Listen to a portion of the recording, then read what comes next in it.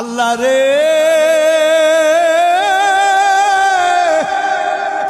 এই গুনাহগুলি নিয়া তোমার দরবারে কেমন করে হাজির হব আল্লাহ, বড় ভয় লাগে। অন্তরের ভিতরে বড় ভয় জাগে গো আল্লাহ। তবে আমি একটা কথা জানি আল্লাহ গো,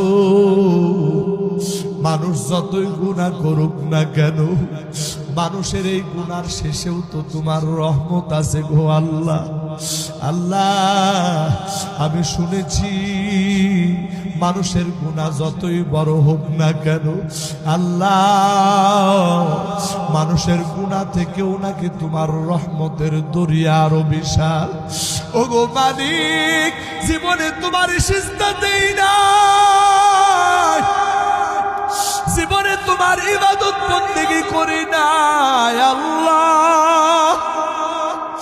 বলতে বড় লজ্জা লাগে, কিন্তু তুমি ছাড়া তো আমার আর কেউ নাই গো আল্লাহ।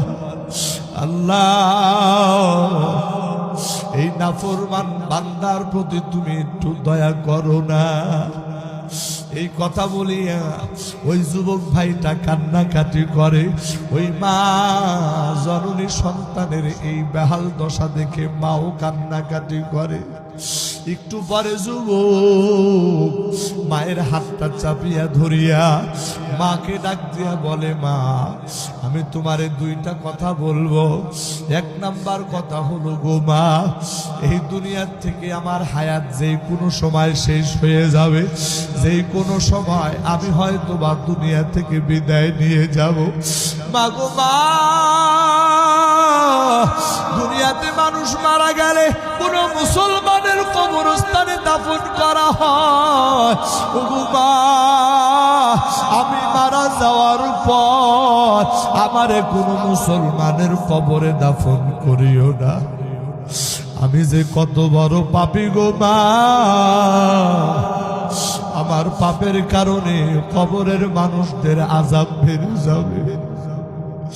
ও গো মা, তোমার দুইটা ওসিয়ত কইরা যায়। এক নাম্বার ওসিয়ত, আমার মৃত্যুর পরে তুমি আমারে মুসলমানদের কবরে দাফন করবা না। দুই নাম্বার ওসিয়ত, ও মা এই দুনিয়ার সব থেকে নিকৃষ্ট প্রাণী হলো কুকুর। যদি কুকুর মারা যায়, ওই কুকুরের গলা মানুষ রশি লাগাইয়া ওই কুকুরের